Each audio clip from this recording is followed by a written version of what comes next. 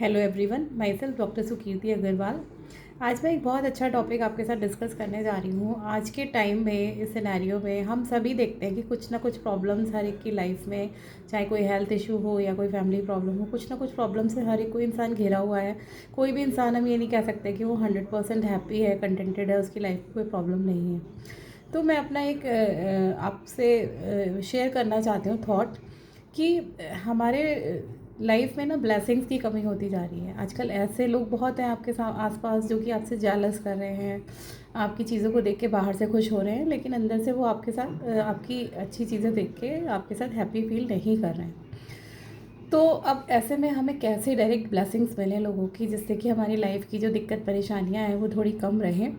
तो इसके लिए आप लोग क्या करें, जितना भी हो सके, जहाँ तक पॉसिबल हो सके, नीडी पर्सन्स को डोनेशंस करें।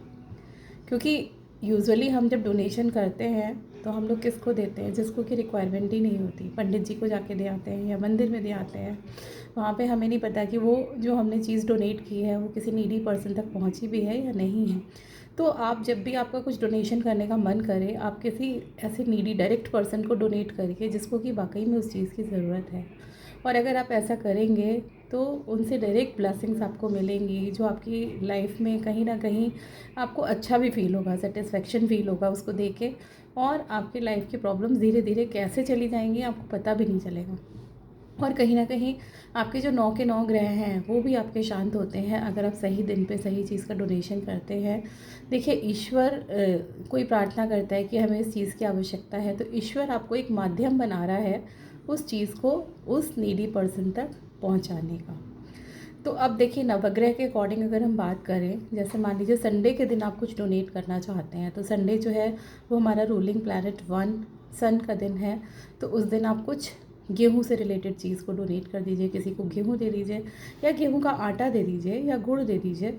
तो आप सन के लिए डोनेशन आप कर सकते हैं। फिर अगर आप मंडे के दिन डोनेशन करना चाहते हैं, तो मंडे जो है वो हमारा शिव जी का दिन है, हमारा मून प्लैनेट का दिन है। तो मंडे के दिन आप वाइट चीज़ों का मिल्क का डोनेशन कर सकते हैं। बजाय कि आप शिव जी पर पूरा एक पैकेट मिल्क चढ़ा दें, आप किसी नीडी पर्सन को एक पैकेट मिल्क खरीद कर दे दीजिए। तो वो मुझे लगता है कहीं हद तक ज़्यादा बेटर है। शिव जी पर भी चढ़ाइए, ऐसा नहीं है, लेकिन थोड़ा सा चढ़ाइए। बाकी आप किसी नीडी पर्सन को डोनेट कर दीजिए, दे दीजिए उसे।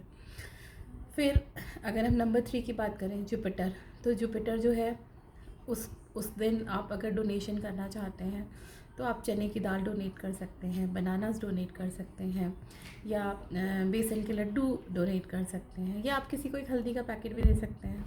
तो अगर आप थर्सडे के दिन कोई डोनेशन करना चाहते हैं तो आप इन चीज़ों का डोनेशन कर दीजिए। फिर अगर आप राहु की शांति के लिए कोई डोनेशन करना चाहते हैं तो आप जितने भी अनाज आपके पास घर में है उनको मिक्स करके एक पैकेट बनाइए, उसे डोनेट कर दीजिए। पक्षियों को दाना डाल दीजिए, है ना। या फिर जो आपके स्ट्रीट डॉग्स वगैरह होते हैं उनको आप किस दिन मिल्क ब्रेड खिला दीजिए। तो ये भी एक बहुत अच्छा डोनेशन हो सकता है।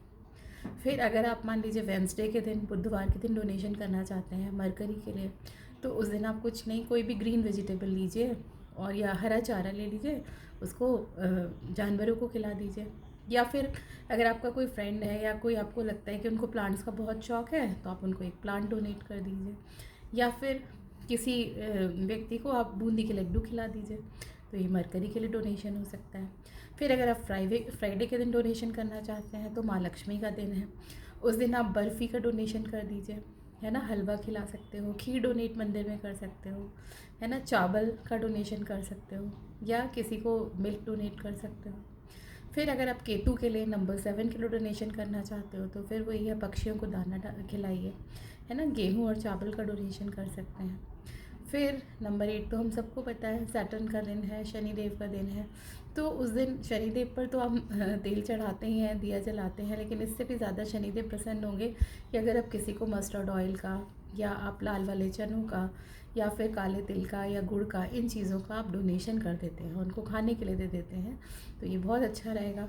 और नंबर 9 मार्स यानी मंगल के लिए अगर आप डोनेशन करना चाहते हैं तो आप गुड़, कोई भी लाल चीज़, एप्पल हो सकता है, बीट रूट चुकंदर हो सकता है, कैरेट हो सकता है, या अगर आप मिठाई खिला डोनेट करना चाहते हैं तो जलेबी हो सकती है, बूंदी का लड्डू हो सकता है। तो इन चीज़ों का आप डोनेशन कर दीजिए। और डोनेशन जब आप करेंगे, अपने हाथ से खिलाएंगे, तो जो खाने वाला होगा ना वो आपको डायरेक्ट ब्लेसिंग्स देगा, वो आपको बहुत अच्छा फील भी होगा। लेकिन एक चीज़ का मुझे जो लगता है कि डोनेशन करते समय आप ज़रूर ख्याल रखिए कि अगर आपने किसी को कुछ खिला दिया तो कोई बहुत बड़ी बात नहीं है, आप सिर्फ माध्यम हैं, ईश्वर ने आपको माध्यम बनाया है, अपने हाथ से आपने उसको खिलाया, वो भेजा उस व्यक्ति के लिए ईश्वर ने ही है। तो कभी भी दान करने के बाद आपके मन में बिल्कुल भी ना आए कि हमने ये चीज़ का दान किया है ना। ये बहुत बड़ी बात है कि अगर आप किसी चीज़ का दान कर रहे हैं तो आप दिल से दान करिए, और ज़रा सा भी अपने मन में प्राउड मत फील करिए कि मैंने आज कोई बहुत अच्छा काम किया है। वो ईश्वर ने आपको उस काम करने के लिए एक माध्यम बनाया है। तो आप ऐसा करके देखिए।